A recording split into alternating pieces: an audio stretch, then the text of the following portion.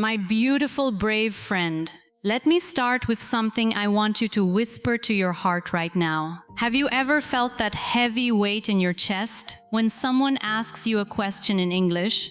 It happens fast. Someone looks at you. They ask, "How was your weekend?" Or "What do you think about this?" And suddenly, your whole body changes. You understand exactly what they said. There is no confusion in your mind. In fact, in your mind you can see the words perfectly. You know the grammar. You know the vocabulary. You have studied for years. You have passed exams.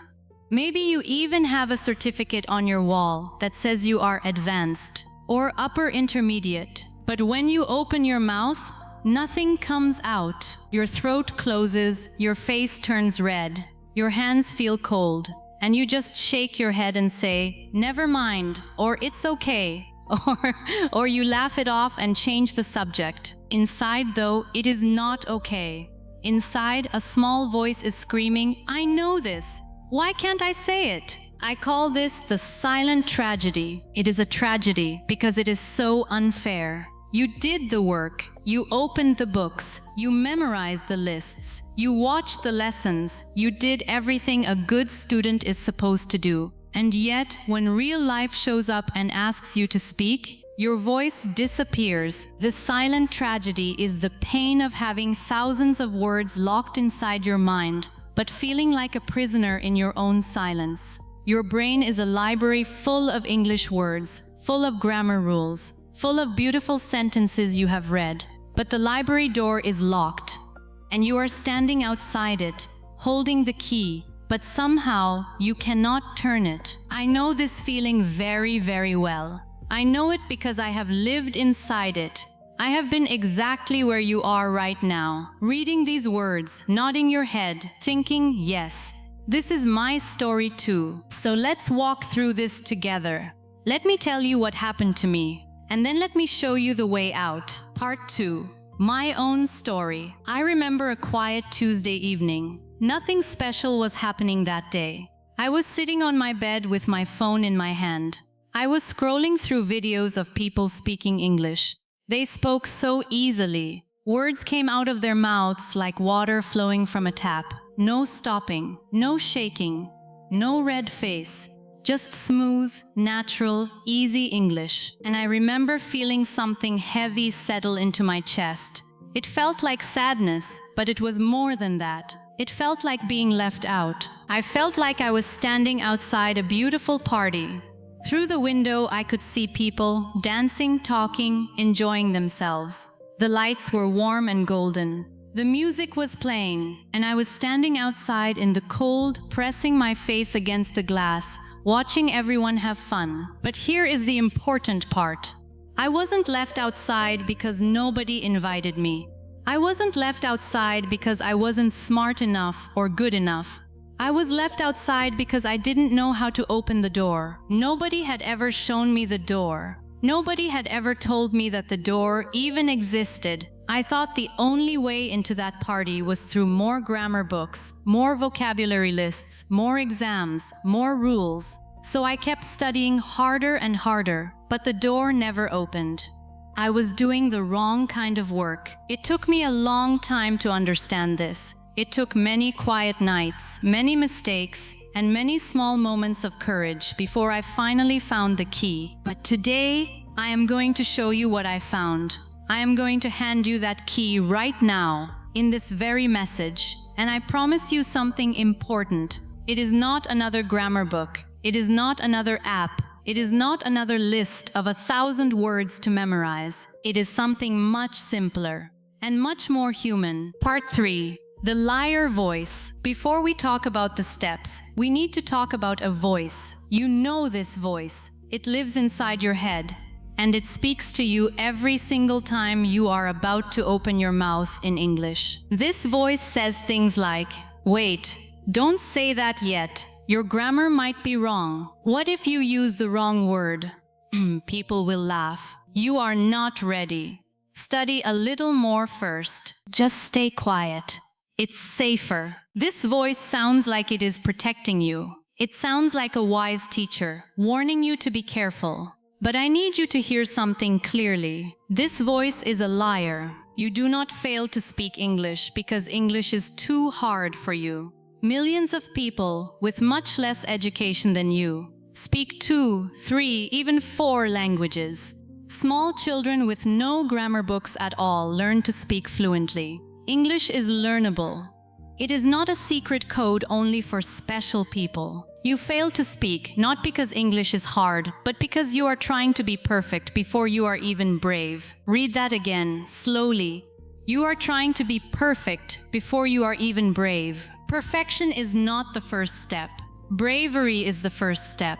Perfection comes much, much later, after years of speaking, after hundreds of small mistakes, after thousands of sentences. But you cannot skip the first step and jump straight to the last one. Nobody can. So here is what we need to do together. We need to change your relationship with English completely. Right now, in your mind, English is probably a school subject. It is something you study for a test. It is something with a right answer and a wrong answer, checked by a strict teacher with a red pen.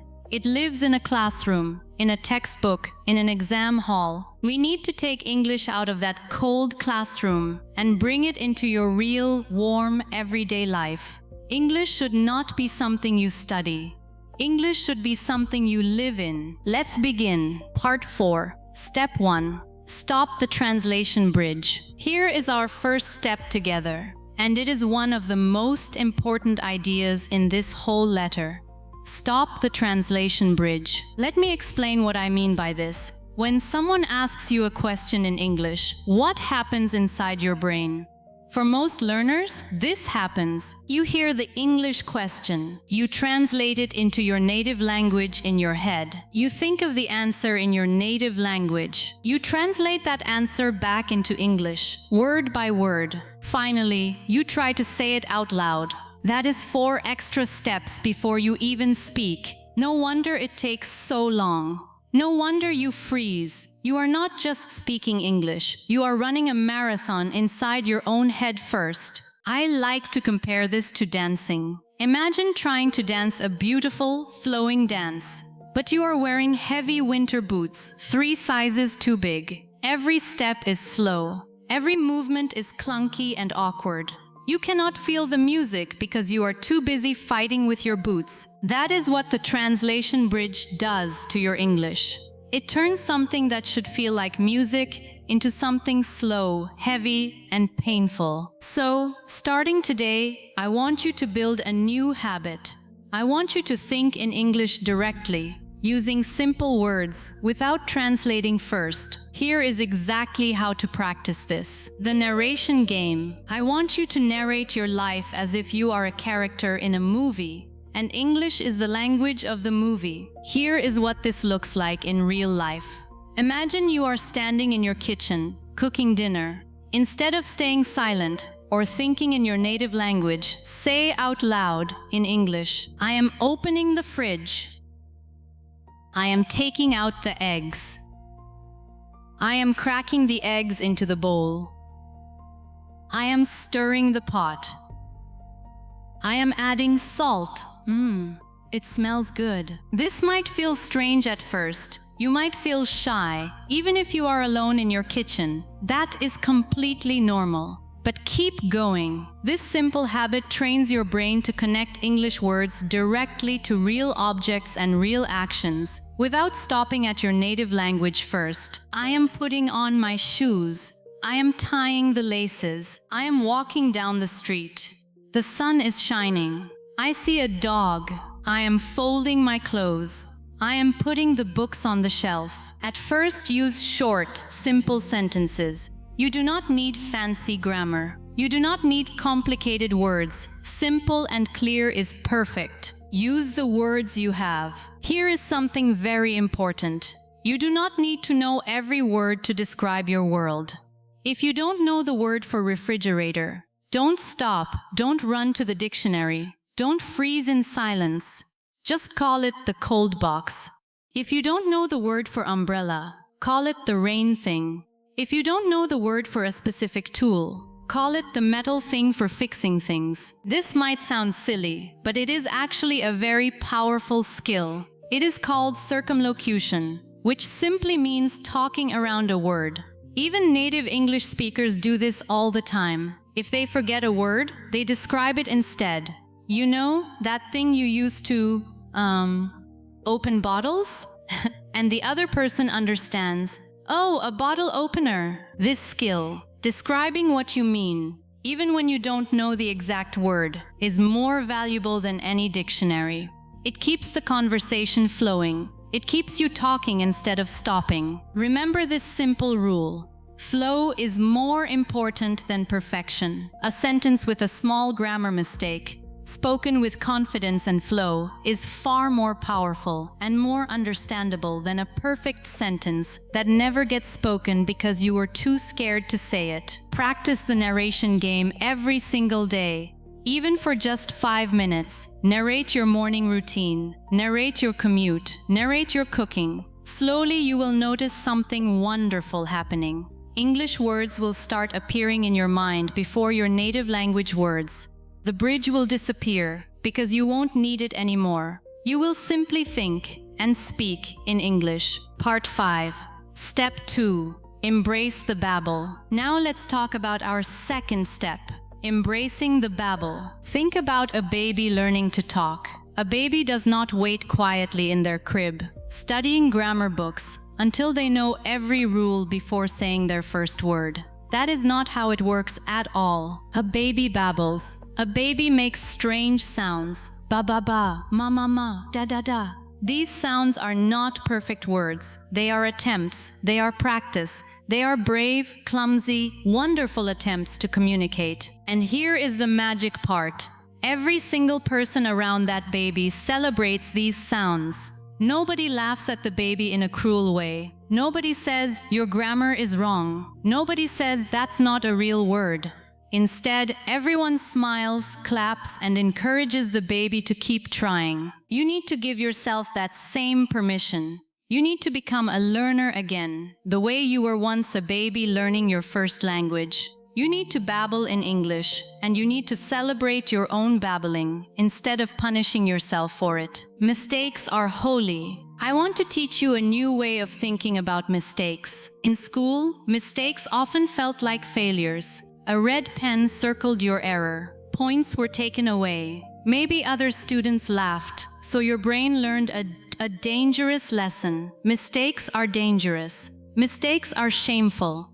Avoid mistakes at all costs. This lesson has been quietly destroying your confidence for years. I want to replace that lesson with a new one. Mistakes are holy. I use the word holy on purpose because I want you to feel how important and sacred this idea is. A mistake is not a failure. A mistake is a stepping stone. It is a piece of the path that leads you toward mastery. You cannot reach fluency by walking around mistakes. You can only reach fluency by walking through them, one stepping stone at a time. Let me give you an example. Imagine you say, I have been here since 2 hours. A native speaker gently corrects you. Oh, you mean I have been here for 2 hours. In the old way of thinking, this moment feels embarrassing. Your face gets hot. You feel small. In the new way of thinking, this moment is a gift. Say thank you and really mean it. That tiny correction just became your personal teacher, tailored exactly to you, at exactly the right moment, based on exactly the mistake your brain needed to fix.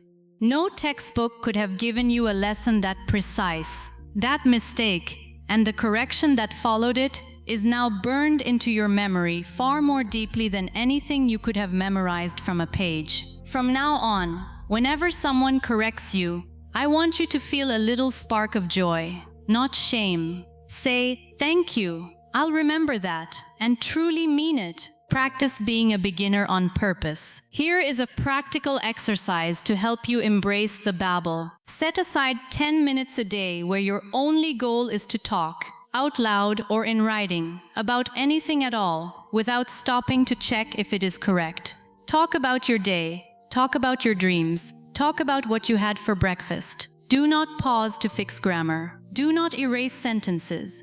Just let the words come out, messy and imperfect, the way a baby's babble comes out. You can do this alone in your room, talking to yourself. You can do this with a language partner. You can do this by recording a voice memo on your phone and listening back later, not to judge yourself harshly, but simply to notice your progress over time. The goal of this exercise is not correctness. The goal is comfort. The goal is teaching your mouth, your throat, and your brain that speaking English out loud is a safe, normal, everyday activity, not a rare and terrifying event that only happens during scary tests. The more you babble, the faster your babbling turns into real, fluent, confident speech. This is exactly what happened to every single fluent speaker you have ever admired. They were not born speaking perfectly. They babbled first, just like you are about to. Part 6, Step 3, The Power of Shadowing. Now, let's move to our third and final major step, shadowing. Shadowing is one of the most powerful tools you will ever use to improve your English speaking. And best of all, it is completely free and available to you right now. Here is what shadowing means. Find a voice you love. It could be a singer, an actor in a movie, a storyteller, a podcast host, anyone whose voice makes you feel something. Then listen closely and try to copy or mimic the sound and the melody of their speech. I want to be very clear about something important. When you shadow, do not worry about understanding or memorizing every individual word. That is not the goal here. The goal is to feel the rhythm and the music of the language. English is a song, not a math equation. For years, many of us were taught that English is like mathematics. There is a formula, there is a rule, there is one correct answer, and everything else is wrong. Subject plus verb plus object. Add an S here. Don't forget the article there. But this way of thinking misses something essential. English is a song, not a math equation. Think about how music works.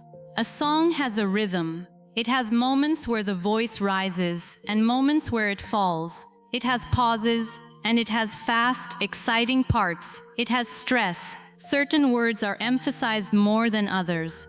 This musical pattern is called intonation, and it is just as important as grammar, maybe even more important, for sounding natural and being understood. When you only study grammar rules from a textbook, you learn the notes of English, but you never learn the song. Shadowing teaches you the song. How to practice shadowing. Here is exactly how to do it, step by step. Step 1. Choose a short piece of audio, 30 seconds to 2 minutes long. It could be a scene from your favorite movie, a verse from a song you love, a few lines from an audiobook, or a short clip from a podcast. Choose something you genuinely enjoy, because you will be listening to it many, many times. Step 2. Listen to the clip once, all the way through, just to understand the general meaning. Don't worry about every word yet. Step 3. Listen again, this time paying attention only to the sound. Notice where the speaker's voice goes up. Notice where it goes down. Notice which words they say quickly and which words they slow down on and stretch out. Step 4. Now play the clip again, and this time speak along with it at the exact same time, trying to match the speaker's rhythm, speed, and melody as closely as you can. This is the actual shadowing. Your voice becomes a shadow of theirs, following right behind or right alongside. Step 5. Do this again and again, many times, with the same short clip. Do not rush to a new clip every day. Repetition is where the magic happens. By the 10th or 20th time you shadow the same clip, something wonderful starts to happen. The rhythm starts to feel natural in your own mouth. It stops feeling like copying and starts feeling like your own voice. Celebrate your accent. I want to say something to you that I truly believe with all my heart. When you practice shadowing and start to feel the music of English, something beautiful happens. You stop worrying about sounding American or sounding British or sounding exactly like anyone else. Many learners carry a hidden fear. My accent is wrong. I need to erase it. I need to sound exactly like a native speaker. Or I have failed. I want to gently, but firmly tell you, this fear is not true, and it is not fair to you. Your accent is the music of your homeland. It carries the sound of your mother tongue, the rhythm of the songs you grew up hearing, the warmth of the voices that raised you. It is not a mistake to be erased. It is a beautiful part of who you are. The most important goal is not to sound like someone else. The most important goal is to be understood clearly and to speak with confidence and warmth. Millions of successful, respected, admired English speakers around the world speak with an accent, and it does not make them any less brilliant, any less powerful, or any less worthy of being heard. So, as you shadow, use it to build rhythm, flow, and confidence, but never use it as a tool to erase who you are. Your voice, accent, and all is beautiful because it is you. Part 7. Building an English world around you. Now that we have covered the 3 main steps, stopping the translation bridge, embracing the babble, and practicing shadowing, I want to share a few more ideas that will support you on this journey. Think of these as the walls and the roof of the house we are building together. Surround yourself with English every day. Fluency does not happen only during study time. Fluency grows in the small, quiet moments throughout your entire day. I want you to slowly build an English world around yourself, so that English becomes a natural part of your daily life, not a separate, scary event. Here are some simple ways to do this. Change the language on your phone to English. Every time you check the time or open an app, you will see a little bit of English without even trying. Listen to English music while you cook, clean, or travel. You don't need to understand every word. Just let the sounds become familiar and comfortable to your ears. Watch a short video in English every day, even just 5 minutes. Use subtitles in English, not in your native language, so your eyes and ears work together. Follow a few social media accounts that post in simple, clear English. Read their short posts each day, even if you don't understand everything perfectly. Keep a small notebook. And each night before bed, write 3 simple sentences in English about your day. Today I went to the market. I bought apples and bread. It was a sunny day. Simple sentences, written consistently, build enormous confidence over time. None of these activities feel like hard studying. They feel light, easy, even enjoyable. But together they surround you with English all day long, so that by the time you actually need to speak, your brain is already warmed up and comfortable. Find someone to speak with. Speaking is a skill, and like any skill, it grows through practice, not through watching others do it. Reading about swimming will never teach you how to swim. At some point, you must get into the water. I encourage you to find at least one person you can speak English with regularly, even for just 10 or 15 minutes, a few times a week. This could be a friend who is also learning, a language exchange partner you meet online, a patient family member, or even a supportive teacher. The most important quality this person should have is patience and kindness, not perfect grammar knowledge. You need a safe space to babble, to make mistakes, to laugh at yourself, and to keep trying. A judgmental or impatient partner will only feed the liar voice we talked about earlier. Choose your practice partners with care. If you cannot find a partner right away, do not let that stop you. Talk to yourself, record voice messages and send them to yourself. Read a story out loud, alone in your room.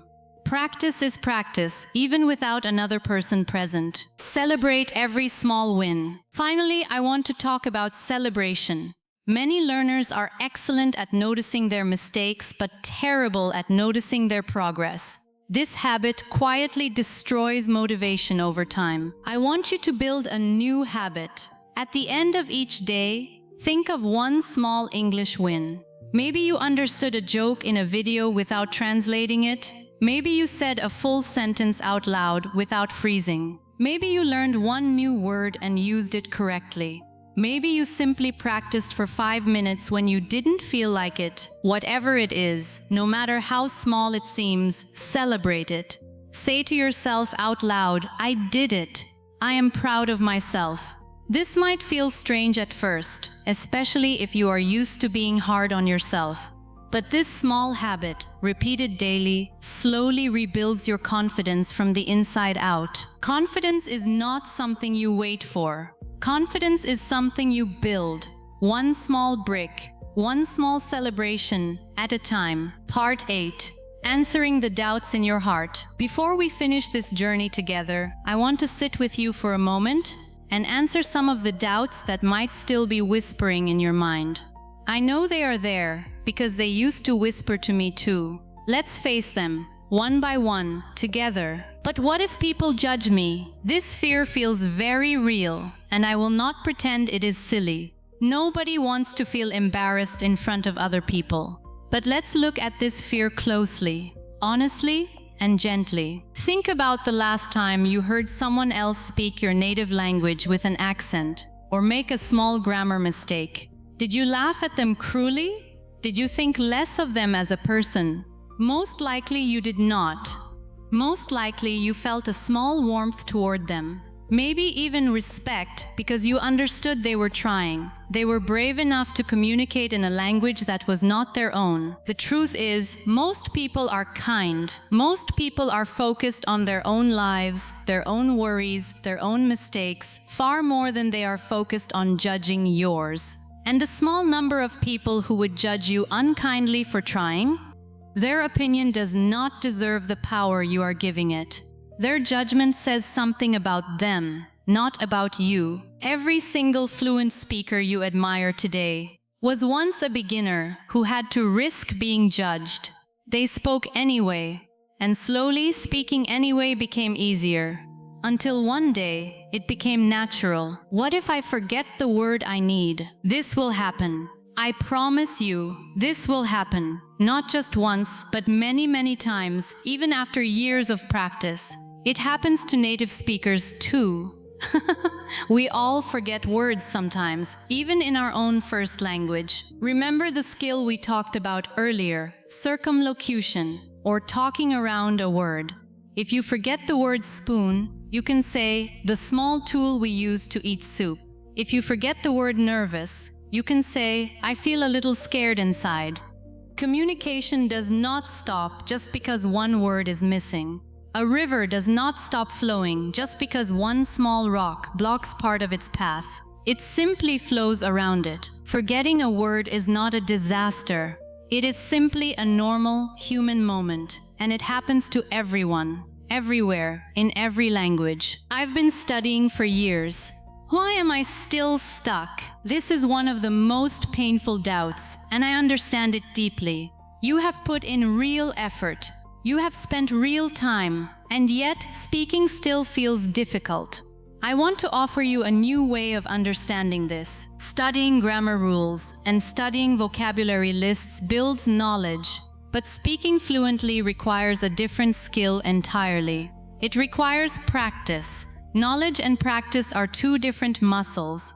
You can know every rule about how to ride a bicycle, the balance, the pedaling, the steering, but until you actually sit on the bicycle and practice again and again, falling and standing back up, you will not be able to ride it. This is not a criticism of you. It is simply a reminder that the tools you have been using, books, apps, memorization, are wonderful for building knowledge, but they are not enough by themselves to build speaking fluency. That is exactly why the steps in this letter focus so heavily on speaking out loud, narrating your life, and shadowing real voices. These are the practices that finally activate the knowledge you have already worked so hard to gain. You are not stuck because you are not smart enough. You are stuck because you have been building the right foundation, but you have not yet built the staircase on top of it. Today, we started building that staircase together. I'm too old to learn this now. I have heard this doubt so many times from so many wonderful, capable people, and I want to gently push back against it with love. Age does not close the door to learning a language. It may change how you learn, Adults often learn best through meaning, emotion, and real-life connection, rather than pure repetition. But it does not make learning impossible. There are countless people who started learning a new language in their 40s, 50s, 60s, and even later, and went on to speak with confidence and joy. Your brain remains capable of growth and change throughout your entire life. This is a scientific fact, not just a hopeful saying. It is called neuroplasticity, and it means your brain can form new pathways and new skills at any age, as long as you keep practicing. You are not too old. You are exactly the right age to start, because the right age to start is always today. What if I try, and I still don't improve? I want to be honest with you. Progress in language learning is rarely a straight line. Some days you will feel like you are flying. Other days you will feel like you have forgotten everything you ever knew.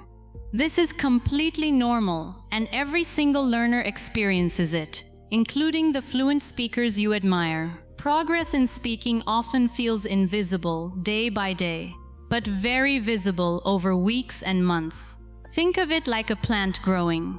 You cannot see a plant grow if you stare at it for 1 minute, but if you look away for a month and come back, the change is undeniable.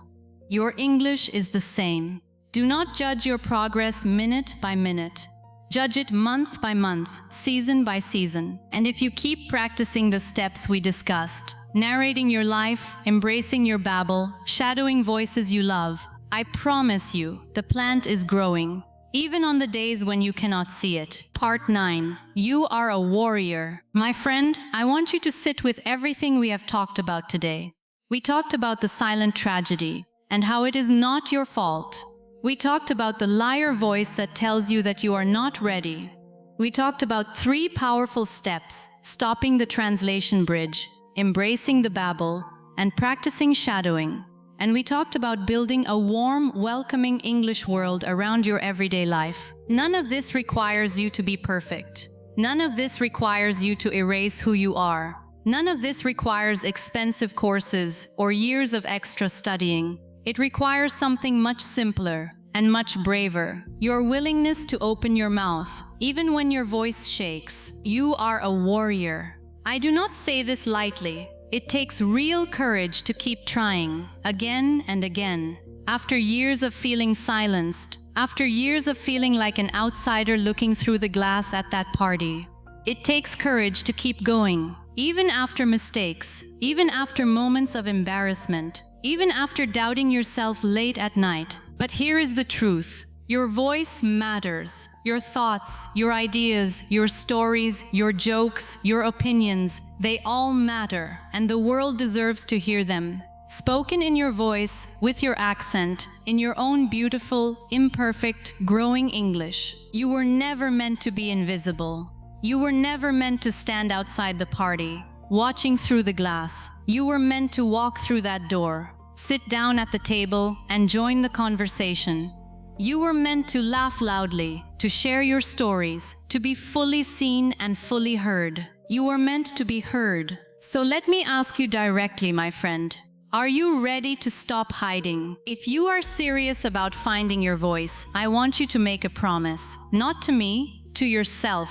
This is important, so please take it seriously. Comment one thing below, right now, before you close this page. I will start today. Because when you say it out loud, or write it down for the world to see, you break the silence. You take that first small, brave step out of the silent tragedy and into your new life, a life where your voice is finally, fully, joyfully free. I believe in you. I truly do. I am betting on your potential, on your courage, and on the beautiful voice that has been waiting patiently inside you all along. Start today.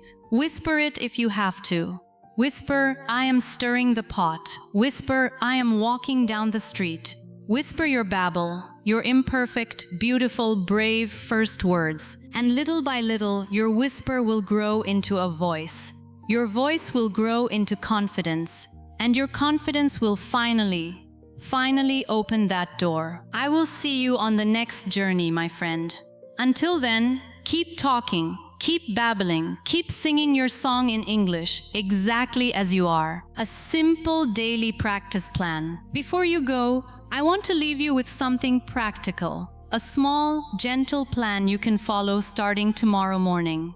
You do not need hours of free time. You only need about 20 minutes a day, spread across small, easy moments. In the morning, while you get ready, narrate your actions out loud in simple English. I am brushing my teeth.